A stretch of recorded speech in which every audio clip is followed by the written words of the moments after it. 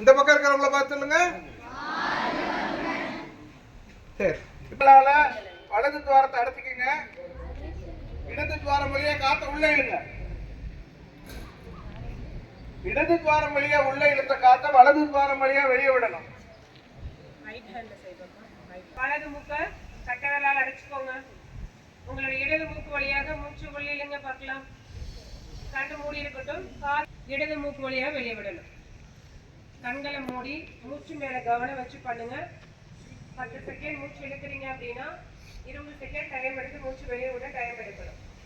எல்லாரும் வலது கை தான் வச்சிருக்கீங்களான்னு ஒரு தடவை செக் பண்ணிக்கோங்க. எல்லாருக்கும் எல்கோ மேல தூக்கி இருக்கணும், மடி மேல போடக்கூடாது. இப்ப இடது பக்கம் மூக்கு வழியா மூச்சு விட்டு முடிச்சுக்கோங்க.